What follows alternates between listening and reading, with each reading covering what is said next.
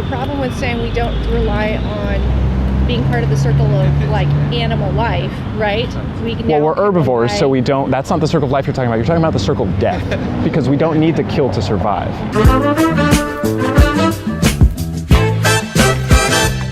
Hi. This is exciting.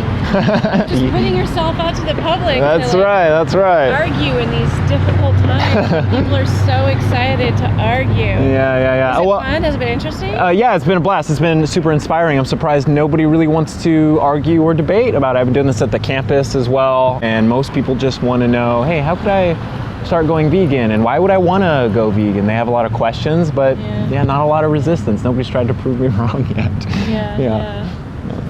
It's a lot of fun. I was actually vegetarian for a couple of years. I was actually kind of almost vegan for the last year, and I didn't feel like I was like feeling good. Oh, really? Yeah. Okay, yeah. I don't know. I don't really like have like a strong one way or another. I think that we have to listen to our bodies. Sure.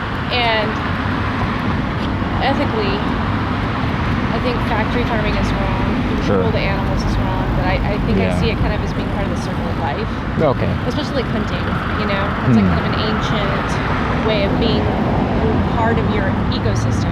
Okay, yeah. You know?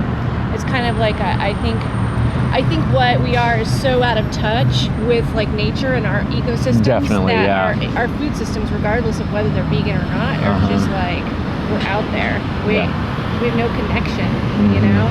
Yeah, the hunter-gatherer concept is actually kind of being revised into the gatherer-hunter concept. For a small portion of our evolution, we hunted some animals, but not so much that we developed a biological dependency on the consumption of their flesh. Yeah. So, I noticed you mentioned that you don't like animal cruelty, so you're opposed to factory farms. Yeah. How can we show compassion for an animal or not be cruel while killing them for our food, say in a free-range, grass-fed? So even though we treat them really well, or we go out and we let them wander around in nature and then we shoot them in the head, how is that less cruel, would you say? Well, so the idea of deciding if it's cruel or not has to come from either one of two ideas, which is either we are superior to the animal, therefore we are choosing to be kind to them out of our superiority, or we're equal to the animal, therefore we're being kind to an equal. But if we're equal to the animal, therefore being kind to an equal, then we are another animal, and as such we're going to live like animals in the circle of life. Okay, the circle of life, so sure. It's more like, it's not so much if it's a happy or a nice thing to kill an animal, it's about honoring yours and the animal's role in the ecosystem. Sure, exactly. So if you're feeling like we are morally and consciously and maybe spiritually superior beings, then in that case, I think what you're saying is that we have a moral imperative, maybe a spiritual imperative, to be caretakers or to use our power ethically to serve our environment. Sure, totally. Yeah, to be stewards for the better and not for the worse. Yeah, you know, so I think that is probably a slightly more holdable position for me if you're going to advocate for like true like veganism or vegetarianism.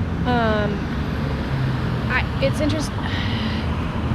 Do you think more humans are superior to other animals? Okay, so I come from like the Judeo-Christian background. Okay. Right? I'm not like super crazy. Like I'm not like some super right wing. Okay. So this is just what I come up against when I've dealt with this issue. When I've talk with people about this issue, is that there's a concept out there that says, well, we're not the animal superior. Human superiority is like a disease on the planet. I get where they're coming from, right? But at the same time, I'm like, well, if we are just another animal, then we have the right to engage in animal behaviors, to be part of that circle. Absolutely, I agree. So either we're in the circle and we're behaving as them, which means if we're going to do that, then we truly need to be part of the ecosystem, not just factory farming, right? Sure. Just like some weird form of colonization of living beings, right? Yeah. Like, but if you're gonna be part of the ecosystem, then you're part of that circle. Okay. You know. So do you think that humans evolved, but like I was saying before, do you think that we have a biological requirement to kill others to survive? So throughout most of human history, a survival imperative was a sufficient amount of protein. Not a problem nowadays. But All plants have throughout- protein, and that's been Well, consistent for all throughout- human history. but- We survived majoritively on a plant-based diet, as I'm not disagreeing as with that. yeah, our ancient ancestors But were evolved.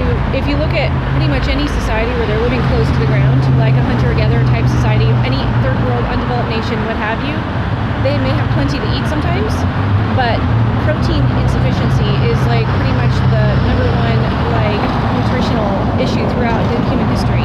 Because you can have plenty to eat, but if you don't get enough protein, that's why the number one of the most dangerous time periods in a child's life is after they become weaned, because that's when they are no longer dependent on their mother's protein source throughout history, up until modern industrialized like nations, basically. That's why when you see like in these documentaries of third world nations, little kids with their bellies out, that belly swelling isn't actually necessarily from starvation. It's a lot of times it can be related to they're just weaned and they're going through a protein withdrawal. They're not getting sufficient protein in their diet. Sure, yeah. So like throughout human history, it wasn't just a matter of like going out and hunting deer or raising pigs. It was also like, oh, we heard there's a big group of grubs in the ground. Let's all like, and people would just truck out there in the middle of the woods and start eating grubs out of the ground because it's like protein. Yeah, we found protein. You know, like protein. It was like, so they might have a lot of other things. So basically, we've kind of reversed our nutritional diseases. Back in the day, it was certain like maybe vitamin deficiencies, protein deficiency, right? Now it's the opposite, maybe fat deficiencies, which is why we crave, or salt. We crave salt and fat and certain carbs like intensely because our bodies know we have to seek those things out because they're hard to get in nature. In modern society, we've reversed it all. We got plenty of protein, we got plenty of fat, we got plenty of sugar, carbs, salt. Yay, give it. Our genes are like primed to hunt that down. But we got all this garbage. We're lacking vitamin C, vitamin D. We're like just pumping ourselves full of yuck, you know? So our nutritional deficiencies have switched places. So I don't think it's so much whether humans have an evolved need to eat animals, but protein, there's been a biological imperative to find protein of any source throughout human history. Sure. So, and of course that relates to meat. Why does it relate to meat? All plants have protein. Yeah, okay, so not all environments carry high quality protein plant sources though in large enough quantity to sustain Okay, let me ask you this. When we eat the dead flesh of an individual, where did they get their protein from? Okay, so depending on the animal we're eating here, they're converting deer. Yeah, I mean this is it's it's basic biology. They're converting a lot of times they're eating cellulose type plant sources like grass. Well, they're getting the protein from plants. We can't eat grass and digest it and extract the protein. There's about 20 to 80,000 edible plant foods out there. No, and they all have protein. They all have protein, so we don't have to worry about protein. I'm not disagreeing with you on that. Like I said, I've done the vegetarian journey. I researched how to get protein from like plant sources. Yeah. To me, it's not so much that like there's this like line, well, we shouldn't because XYZ. To me, it's more like, well, throughout human history, most societies had, like I said, these like salt was in short order. Certain types of carbs might be in short order.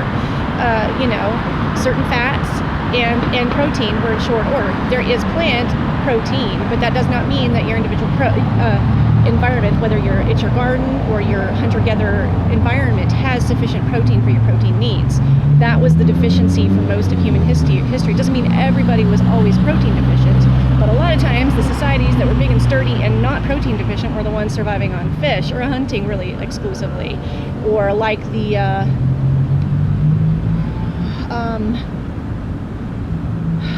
what's the one in Africa where they subsist on, I kid you not, like almost their entire diet is milk and blood. Like that's we find when they eat, the more societies and civilizations that consume animal products, like they either milk their cows, right, or they bleed their cows for, and that's their protein, and that's most of their diet. It's not just most of their protein; it's almost their entire diet is milk or cow's blood. Yeah. Gross but weird, true. Most civilizations or tribes and cultures that consume a majoritively animal-based diet have higher mortality rates. So do you know what the leading cause of death for all humans worldwide is? The one leading cause of death? Like heart disease or something. You nailed it. Yeah. Very good. Heart disease. Yeah. Do you know how we get heart disease? Eating Garbage, cholesterol, stress, inflammation, clogged arteries. So it's Yeah. clogged arteries and cholesterol, saturated fats, that type of stuff. Yeah. The only source of cholesterol in our diet is from animal foods. So there is a clear biological indication that we're actually herbivores. Now, Overwhelming data humans- has shown that we evolved on a majoritively plant-based diet, so no one, if you're a human, needs to kill to survive. Now, humans don't actually consume cholesterol and have it turn into cholesterol that's stored in the body. That passes through our system. We actually synthesize cholesterol. That's good Other cholesterol. things. Totally, yes. Yeah. We synthesize our own. Any added cholesterol is what the leading cause of heart disease, leading cause of death for humans is. And it comes from what we eat. It's come from eating dairy, eggs, and meat. Yeah. Yeah. So if we want to be healthy, we could totally go to a plant-based diet. And since we know we can be healthy on a plant-based diet, even if we did murder individuals to survive at one point in our evolution, it's clear that biologically we don't depend on that any longer. So why would we justify killing someone that doesn't need to die? The problem with saying we don't rely on being part of the circle of like animal life, right? Well, we're herbivores, so we don't, that's not the circle of life you're talking about. You're talking about the circle of death, because we don't need to kill to survive. So we should, biologically, in order to help the planet, help the animals around us maintain symbiosis and balance in the ecosystem, we should leave them be. We have an overhunting problem that has eliminated 51% of the wildlife here in the United States. Yeah. That's because of hunting. So we can't stop factory farming, because the reason we started factory farming is because free range was too resource intensive. Imagine if everyone just stopped factory farming and then we all went out into the wild and started murdering, that we would have species extinction would go off the charts. Well, that would still, the thing I'm not talking about is still about reducing the meat load on the environment and the toxicity and cruelty of having factory farming on the environment too. It's not so much that everybody goes out and gets an entire year's worth of what we currently eat, which is probably meat 2 times a day. Yeah. You know, Yeah. like 365 days a year. Yeah, the or 1 environment times a day wouldn't minimum. sustain it. Yeah, you know. So yeah, but it's maybe like a meat source a week, which would have been probably pretty consistent with a lot of hunter-gatherer history. Certain seasons you would have had more meat, certain seasons less so, you know. Mm-hmm. And now, so when you're talking about survivability and disease, this is where you get those weird flip-flops and things. Throughout most of human history, the big challenge was surviving childhood, which once you get protein is the big deal with that. Now we're good on that. We're like, good, we got protein, people are surviving to 20, whoa, 30, wow, we hit 40, wait, we're surviving to 50 and 60 now. Certain areas in Africa, the like mortality rate like the average mortality rate, I think Sure. it's like 60, maybe 50, late 50s for men, early 60s Okay. for women. We're like what, late 70s for men, early 80s for women. About I think it's that. like 85 or something. Sounds for women, right, yeah. 83 for men, something like that. So what's happened is we've lived long enough to get the diseases that come from having enough to survive childhood, kind of, is a way to kind of see that. Whereas before it would have been, well, he was weak, he didn't have enough protein, he went through the weaning crisis when his mother no longer was his source of protein, which, yes, your mother could do that, but then it was hard on her body. A lot of times that my grandparents said when they were kids, the joke was you lose a tooth for every child because it took such a toll on the woman's body. Sure, yeah. And, you know, my grandpa had like 9 siblings, you know. My grandma had like 6, you know. Yeah. And that was what they used to joke. Oh, yeah, lose a tooth for every kid. And I've heard that saying other places too. And that's like kind of a common little saying you hear to like a lot of older people. And so it was this toll. It was like almost like you're cannibalizing your mother to survive like infancy. Yeah. Unintentionally, through love, you know. Yeah. She'd do it. She'd give of herself, so loving, you know, like, oh, mother, you know, like. And then once you got there, if your tribe, just because of your culture, your location, lean years, whatever, didn't have good sources of quality, steady protein, you would go through a weaning crisis. And if it's, say, an illness, like a measles outbreak or some other thing hit, you know, during that weaning crisis, you're already in a weakened state, you know. So we survive all that now. We just through one thing and another, we've got the means to survive that. We're you know, but we've got the reverse issues now. We have enough salt to have the electrolytes necessary to survive 20 years, right? Great, now we survived to 40-something, 50-something. Now we've got hypertension, though, you know, or kidney stones, you know? And so, whereas before, the issue is always, so it's more, I like vegetables, happy eating them, right? I was happy being a vegetarian for the most part. I think during the time I was a vegetarian, I only missed bacon, like very vaguely. Like I was like, oh, I miss bacon, you know. Yeah. That was it, you know. I like animals, right? So it's not like a matter of wanting to be unnecessarily cruel to them. Sure. But I really did feel significantly like not well. And I researched it. It wasn't like I was just eating like off the cuff. You know, okay, sometimes I eat Cheetos too, but you know, pizza. Yeah, You know? yeah, vegetarianism Yeah. can still cause a lot of health problems if you're Well, eating. and the last year it was almost like vegan, you know, like okay. I was like leaning toward that. And I actually thought it would solve some health issues. I was like, okay, we're going to get healthier. We're going to go vegetarian. Then we're going to get vegan. And it was like, instead of feeling like, at first I felt like kind of healthier, right? Like Right. say the first 6 months, Yeah. people were like, wow, you look great. And I felt great. I lost a little weight. It looked good. Like skin looked good, right? Mm-hmm. And then it was like, as time went on, I felt like it was almost like my system was out of balance the other way. So that was like kind of, I came to this conclusion, you have to kind of like listen to your body. Sure, yeah, you want find a balance. You want to listen Yeah. to your body and be intuitive in that way, but you also want to use data. You want to use the totality of the data that we have on health available in the scientific community. And the consensus is you can optimize human health, if you're a human, on a whole foods plant-based diet. And that doesn't mean a vegan diet, because a vegan diet can be very unhealthy if you're eating junk food all the time. Oreos are vegan, you know, there's all sorts of things out there that are vegan that are not good for you. Yeah, I knew a guy who was a vegetarian. He would eat like nothing but cheese pizzas. It was Yeah. his whole diet. I was like, dude. Yeah, man, that's gonna give you serious problems. I mean, dairy and eggs especially, which is why I don't advocate for vegetarianism. I advocate for veganism. But yeah, so I would make sure that you are looking at the totality of the data and the evidence, and not just listening to your body, because we can listen to a friend or listen to our own internal dialogue, and that's great anecdotal evidence, but that doesn't really help us address the issue of why we weren't feeling well. And it's not likely because we cut out carcinogens like meat and deadly products like dairy and eggs. It's likely because we're just not doing something else right. So this was a while back. This was maybe 15, 18 years ago. Oh, wow. I was doing this, so a while ago. Yeah. And I came to the conclusion fairly recently, in recent years, that what's going on was, while I was eating very healthy, a lot of vegetables for the most part, you know, obviously, Oreos occasionally, Right. you know, but I was eating pretty healthy. You know, I liked the vegetables. I liked, you know, try tofu, cool, you know, let's give it a try, whatever, nuts and things, you know. I'd been raised fairly healthy food. My parents were pretty low to the ground in a way, you know, but like, I came to the conclusion that just by switching to more of a plant-based diet, that I was probably eating pretty high glycemic. And I've come to the conclusion that just due to some inflammation issues in my body, I'm better off with a low glycemic but low carb vegetable intake. Oh yeah. And a lot of fish. Why fish? The omega-3s, and specifically fish omega-3s, they are absorbed differently than plant-based omega-3s. They serve different functions in the body. And there is actually, I don't know, I haven't had a test to show me whether this is the case or not.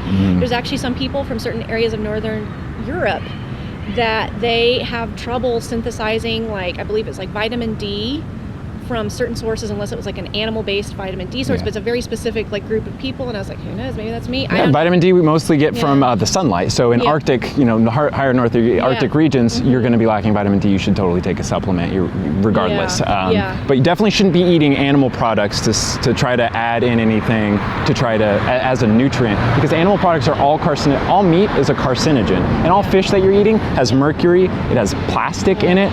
Okay, even if it's your own backyard, pond fish, it's all going to have it. So there's really no reason for us to consume it. And plus, it's making a victim out of the planet and out of the fish. See, this is like where I feel like it's. I would rather see a human. Now, that human, unfortunately, is not me or you, right?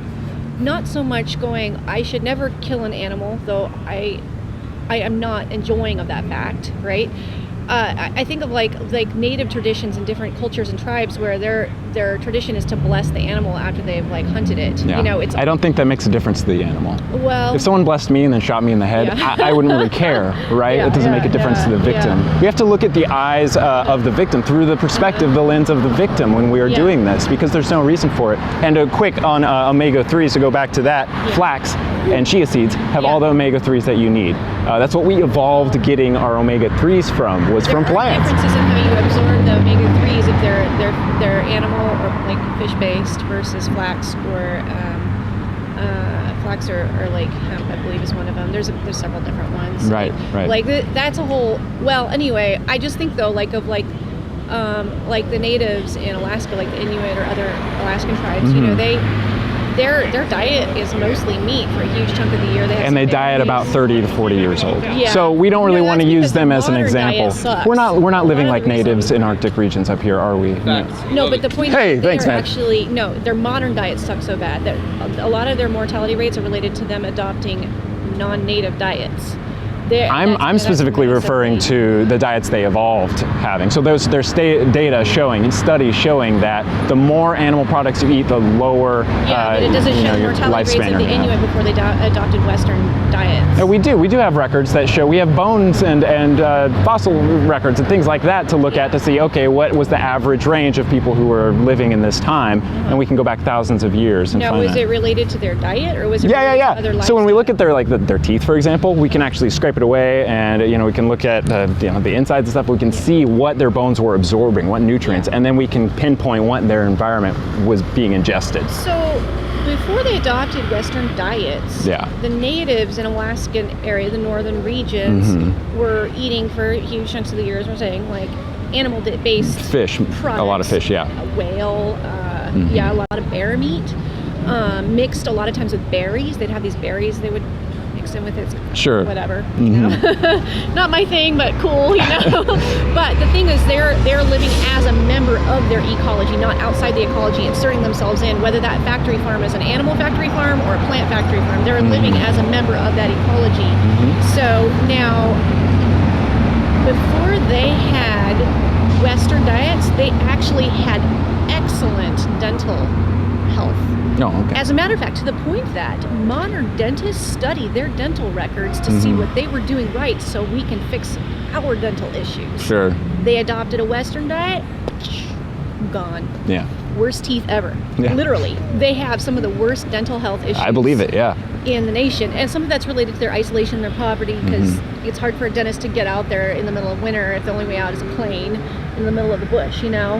But some of that's just their diet is shit. And, there's a whole record of colonialism behind that. Hey, drink Coke, kids, Yeah. Poverty, like all of it. But it happened basically the instant they turned their back on their native diet, So, I get what you're saying. I don't know. I love your heart about it, by the way.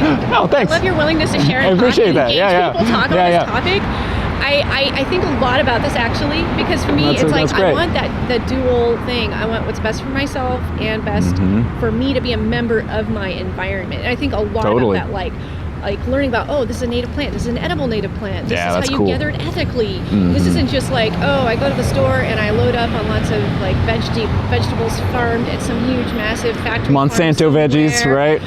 Full of chemicals. It's just as bad for the environment and the animals. Yeah. Right? That's not Right. good for the animals. Like Agreed. if I'm doing that, I mean, that's poisoning their waterways. Like, that's a whole thing. Yeah. But at the same time, like, it's like, I don't really see, I just feel like I would rather see myself if I had my druthers, which I only have so much druthers here. You know what I mean? Like, there's a lot of times I just don't eat at all. It's my income. That's my income, literally, I'm just like not eating, Yeah. Cheapest products are plant foods, big old bag of beans and rice, way cheaper than... No. So this is we got to come back to the vegetarian diet's not always working for everybody. And I know because... Are you talking about vegetarianism, including dairy and eggs? Because that's not going to work for anybody. No, I'm talking about beans and rice here. Okay. Beans and rice, after I did the vegetarian thing, I noticed my body was not processing legumes well anymore. I ended up your gut biome can get misbalanced. Yes. If you're eating like even what seems like a healthy thing like beans and rice, right? Yeah.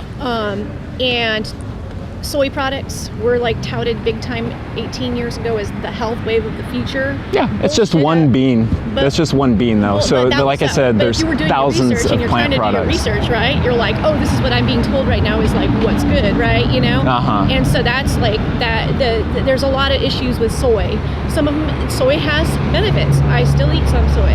I like tofu. Yeah. I love the way it tastes. I'll even just eat it even though I'm like, I don't know if this is really good for me, but I'm gonna eat I don't really eat that much tofu. I don't really eat salads. You know, I eat a lot Yeah. of like rice and beans and vegetables. Well, and I found things like that I think somehow in this process, my gut biome got misbalanced, and I went through a period of time where I couldn't touch any legumes, and it would just rip me up real bad if I ate them. It Yeah. was like my body's like, and no. Yeah. And Our bodies are was- adaptive. So if we grow up for decades, for Yeah. years, eating one type of thing, even if it's toilet paper, our bodies will learn to adapt to ingesting that Yeah. thing. So then when we try to eat healthy, our bodies go, whoa, I don't even know what to do with this stuff. Yeah. So you have to give it time. You have to really commit to letting your body adapt to what we know Yeah. based on the totality of the data, Yeah. what is healthy for us. Yeah. Have you seen documentaries like What the Health?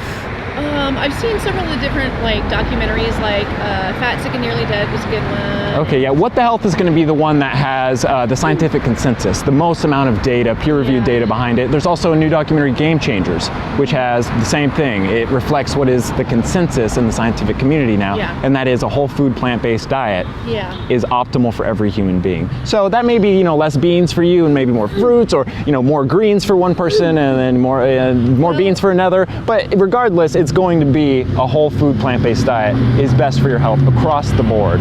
Yeah. Well, I feel like the conclusion I'm at this point through it's insane amount of trial and error, by the way. Yeah. Like, I could write a book I don't want to write because I find this shit to be boring. Like, people are like, tell me about your health problems. Like, no. Like, save us some time here. Okay. But, like, I have been diagnosed with fibromyalgia. Oh, okay. And it's super Yeah. fun, super fun. And so what I have discovered is that if I eat low inflammatory, Yes. and that's a whole thing. Yes. It's like, The least inflammatory foods? Plants. well, The most inflammatory? specifically what I have animal learned, and products. this is the way it has to be for me, because this is keeping me rolling, is I'll do a lot of low carb vegetables, a lot of green juices, a lot of fasting. A lot of fasting. And it works since I'm broke. Like, it's real, you know? So, and then a lot of fish oil supplements. And that combination, I wake up for the most part, if I'm religious about it, which I'm not because it's really hard to do, and it can be expensive at times depending on what I'm taking. I dropped $300 or $400 in supplements last month. Wow. It's like, That's crazy. yeah, you know, and then like people are like, oh, you're the picture of health. I'm like, yeah, I work hard for that. You know, Yeah, you have no uh-huh. idea, you know, you have no idea, you know. Yeah. So like, for me, it's like anti-inflammatory is like my sweet spot. That's good. That's where most of our health problems come from is inflammation of certain areas. Like we were talking Yeah. about heart disease. That's the plaque building up in the artery walls, and it makes it swell up and get inflamed Well, and constricts the specifically, blood flow. The plaque gets stuck in your artery walls, not just because you're eating things that have like Cholesterol. cholesterol in them. Saturated fat. It's because you have inflammation in your arteries that your body decides to protect by layering it over with plaque. Because you're like, oh, there's some inflammation in your blood vessels, and that's actually more dangerous to you, at least initially. And that's a source of, for instance, I think leukemia or certain blood cancers and other things, right? So your body's like, I better cover that up to protect you against that inflammation. So it lays down a layer of fat. Now, of course, just eating a lot and having it rolling through your veins isn't any good for you either. But at the same time, a lot of it's a response to inflammation. And so they tout the Mediterranean diet, right? Yeah. As like this gold standard. Well, they eat a lot less meat, and true. they eat a higher amount of fish, like a lot of the coastal European or coastal societies. Yeah. But in addition to that, because they're like, oh, olive oil is really good for you. Well, yes, except people in Greece and Italy aren't necessarily eating it in the quantities you think they need to eat it, Right. because they're actually living a more austere lifestyle. Lots of exercises built into their lifestyle, and because of their religious culture, fasting. Fasting's a huge anti-inflammatory agent. I don't know, it's pretty interesting. Yeah. I find it fascinating, you know what I mean? Like, I like the commitment of veganism. I like, especially if you see someone who's like doing it really healthy and they're really like knowledgeable, you know what I mean? I'm like, yeah, you know, I love the passion. I love the passion and care for animals, and like the willingness to abandon like a domination driven philosophy, Yeah. you know? It's needless. That's what I realize. It's not about loving animals or being super healthy. This is about a social justice. This is not appropriate that we think we can have, bless you, Gesundheit, that we think we can have dominion over the lives of others. This is the same behavior that we were exhibiting when we had slaves or when we were womanizing, being misogynist, when we oppress gay people. These animals, this is called speciesism, the idea that our species But then this deserves takes us back out to of- murder other species. But if we are dominant, Yeah. right? Are we? Well, I'm not saying. Oh, okay. But if we're dominant, Yeah. then the question is we need to use our domination for the right purposes, which would be that we're choosing to serve with our dominance, not to Yeah. oppress, right? Right. But if we're not dominant, that puts us back in the circle of animalness. Yeah. Which means then there's no real moral imperative to kill or not kill. Well, there is a moral imperative to not kill if you see humans as being part of the circle of life. Like I said, we evolved as herbivores. Okay, so we never evolved with a biological dependency on that. You're talking about the circle of life, then humans eat plants. Otherwise, you're going into a circle of death and self-destruction that threatens life on this planet, climate change, and human health. But see, that takes me back into the position of being dominant. Okay, those thoughts are like, okay, we are dominant over the environment, therefore it's our responsibility to serve the environment correctly. Otherwise, if we are one with the animal circle kingdom, whether it's circle of life or death, we have a responsibility to live in subjugation to our local ecology, which is, to me, a bigger question, and probably would actually lead to a lot less animal death even than veganism, than to live with the local ecology or just destruction in general, whether that destruction is through outright killing an animal or just poisoning your environment. It leads, in my thought, would be to less destruction, to live one with your local ecology, Right. even if you're hunting in that local ecology. Because then you're not having these big machines rolling through and killing all the little mice in the field when it mows the grains or reaps the beans or Right. or mass killing whatever's in there with fumicides of all of this and the poisons and the chemicals. But like you said before, we can't all go out and hunt for our own food because it would decimate the environment, right? The number of animal deaths, it's not viewed directly, but the number of animal deaths viewed toward mass farming now is not significantly less than it would be probably for a true meat eater, because of the number of animals that are getting killed in a mass farming system just by virtue of being in the wrong field or orchard, or downstream so I think let me touch on that. So if you have an issue with the animals that die as a result of crop farming, then you should still be vegan, because globally we'll consume and produce less plants on a vegan diet than we do on an animal-based diet, because we're breeding animals into existence that eat 6 to 12 times what a human would eat, and we're growing 45% of the world's landmass for crops to feed to animals. Half of the earth is being wasted away. We're, like you said, destroying all the wildlife to grow crops to feed to animals. We could end world starvation 3 times over with the current amount of crops we produce and have everyone's nutrient needs met. Obviously, we only need to end starvation one time before everyone's fed,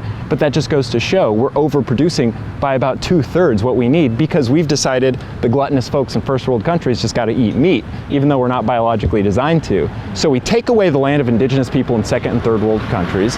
We use it to raise livestock. 91% of the Amazon rainforest has been deforested for livestock alone. Mainly crops, soybeans, wheat, grains to feed the livestock when we could be eating those directly, So that, there's a huge issue there as far as the ecological point of wanting to look after all life as much as possible. And that's actually the definition of veganism, to reduce your cruelty as much as practicably possible. Yeah. So it's not like about freaking out, because I probably stepped on a bug earlier today. Yeah. So I'm not freaking out about not being vegan anymore. It's just saying that the least we can do is what is practicable and possible for us, and for us here in first world countries, the least we could do is just stop buying products that create destruction of the environment, destruction of our health, and taking of innocent sentient lives. thank you so much for stating your viewpoint. Yeah, Well, yeah, what's yeah. your It name was again? Jackson. Jackson. It was great chatting with you, Nice to meet you. Rebecca. Do you have, like, a website or something? Yeah, I do. I have a little YouTube there, and then for you, I would totally check out this health section. Find any one of the things on there. I would suggest nutritionfacts.org is great. You can just type in fibromyalgia, and they'll talk about all the foods that are going to be beneficial for you. Yeah. It talks about human evolution. Shit, girl, Yeah. I could write a book about this. Oh yeah, I'd love to read it. I'd love to read it. If you ever produce it, I'll totally read it. Recently, like the number one thing I hate about dealing with some of the like little health things. I mean, obviously, I'm relatively healthy because I'm out biking and whatever. Sure, yeah. But you know, it's like the number one thing that like gets to me about it. I was like, you know what, the number one thing that sucks about this? It's like health problems are boring. It's not that it's hard or painful. It's that it's boring. Yeah. This shit's boring. You know, people are getting into it now, though, especially when we have so many diseases and death that are occurring around the world. And the medical industry's solution is, here, take a pill we just made a few years ago and hasn't been tested that much. When really, there's not a solution that addresses the root cause of where those illnesses are coming from, which is our diets and lifestyles. Well, I can tell you right now, if you're ever struggling with an inflammatory illness or health, just for your health in general, you do some research on this. There are powerful benefits to fasting. Oh yeah.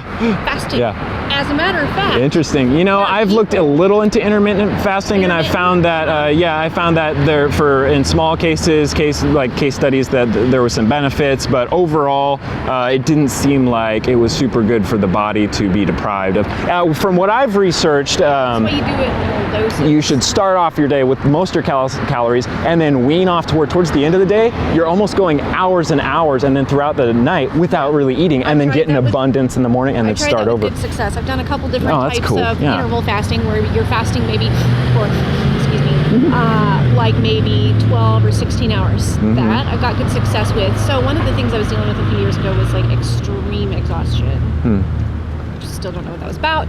Doctors are great. They're just like, oh, there's nothing wrong with you. We can't find it. You're like, I'm dying over here. I can't even maintain a full-time job anymore, you know, whatever. So I read up on this thing that was basically, okay, I'm 42, right? So I start to, deal with things that maybe like my body is whatever. It's just changing how it adjusts to things, right? So my hormones or who knows what, Yeah. And one of the things that can start happening for people, and it can happen at different ages. It can happen at 30, it can happen, or 10, it can happen at 80. But your body over a lifetime gets exposed to sugars, carbohydrates. Or sugars are just carbohydrates that have been broken down or were simple to begin with, right? And over a lifetime, so what your body does is it produces insulin so it can process the energy in that sugar and pull it into your cells so your cells can be powered up, right? Well, over a lifetime of putting out insulin into your bloodstream, as insulin goes in blood, goes, oh, hey, sugar, grab you, pull you into a cell. What happens is your cells, after they've been exposed to insulin for a certain amount of time, they become less and less receptive to insulin. Like, here's your cell, the insulin shows up, hey, I brought a sugar back for you, little cell, and the cell's like, no, I'm not super into sugar, into you, insulin. I've had too much of you over a lifetime. That was great. I used to teach, by the way. I used to teach. I also work with kids, okay. And then the cell's like, no, thank you. And the insulin's like, but I've always brought you sugar. Don't you like sugar? And the cell's like, no, thanks, right? So what happens if you do interval, eventually, what happens is your body starts craving more sugar as you get older, because, or if you've been exposed to too much insulin over a lifetime through poor habit, or it could be genetics, right? And so your body says, wow, the cell didn't like the insulin, and the cell's like, nope.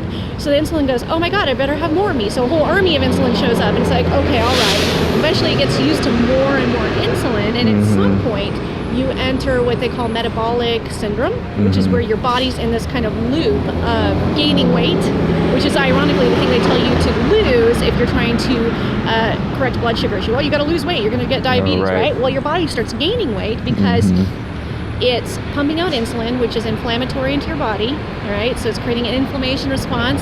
Your body's saying it needs more insulin. You're craving more sugar, and your body's refusing to absorb the energy, so you're starting to feel sluggish all the time. It's a whole thing, and eventually developing diabetes through all this. One of the cures for this, among many things, obviously eating a low glycemic index diet. Exercise is a big one because it actually ups your body's efficiency for processing insulin and reduces the inflammatory response to insulin. The other one is interval fasting. They found that if people, specifically because I was so exhausted and I was like, well, maybe I'm not processing insulin well. I mean, nobody in my family has issues with like, there's some issues on my dad's side with diabetes, but not till like the 60s or 70s, right? So I was like at the time like 39, but who knows what's going on, right? So I tried it. I was like interval fasting, and then one of the things they did in one of the studies was to have someone go and exercise before they ate their first meal, and specifically all the different control groups they had. Like one didn't change anything, one that did interval fasting but maybe didn't exercise, one that exercised after they ate their first meal, right? They had different groups. The one that showed significant change in their insulin sensitivity, the cell's willingness to accept insulin, the sensitivity to the insulin, was the group that went out and exercised and before they ate their first meal. So I was like, okay, I'm gonna try that. So I did, and I would make sure that whatever my first meal is, I know you're vegan, so I was eating like, I think eggs, but it was like a high protein, a very high protein, very low carb meal for my first meal of the day. So I think it was just eggs. I'm sure you can adapt that, you know what I mean? And boom, I started having more energy, feeling better, just like, I was like, okay, I don't know if that was for sure the answer, but whatever it was, it helped that. Right. And so sometimes if I start to feel really bad because of whatever this thing is in my system, I'll go on a fast for a day to 3 days, and it fixes me right up. So interesting. Yeah, or feel like my immune system starts to feel run down. Yeah. I feel like it builds my immune system back up. Interesting. I'll have to go to that site, nutritionfacts.org is amazing. It's got all the most abundant peer-reviewed, double-blind, randomized control studies, the top tier of scientific research. Yeah. It's not a vegan site or anything. It's just a health site, a nutrition site. So Totally. Nutrition Facts. I'll have to go in there and type in fasting to see what recently they pulled up about that, because it's been a while since I looked into like it. if I fast 1 to 3 days, my joint pain goes way down, my skin looks clear. Yeah. Like I'm really good. My eyes get clear. Like the whites of my eyes get clear. If I do juice fasting, same thing, but I go low sugar.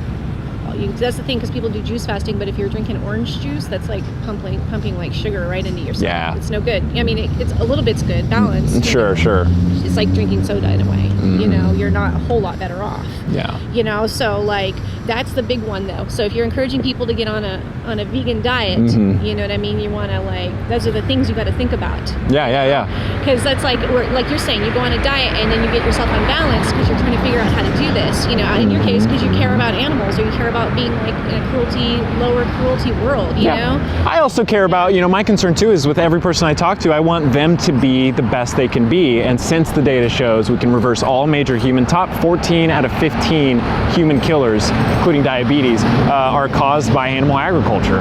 So I want people to be healthy. I want people to help the planet. And of course, there's the victims, so it's kind of a threefold, thing there. I'm super fascinated by just like our local ecology a lot. A lot of it's like love of place too. If you love a place, you're not just living somewhere, but if you genuinely love the dirt under your feet, you want to bless that dirt. Yeah. You know what I mean? You're like, I want the footsteps on my feet on this dirt to be a blessing. Yeah. And that includes the animals, that includes the bugs.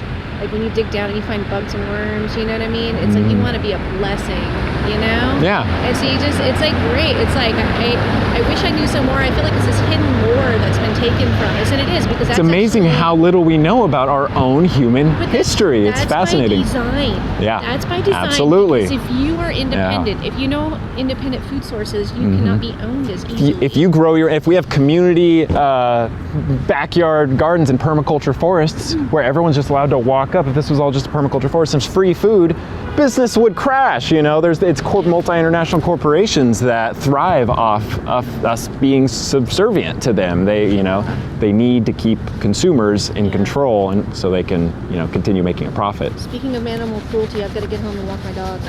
Thanks for chatting. Have a wonderful evening. You too. See ya.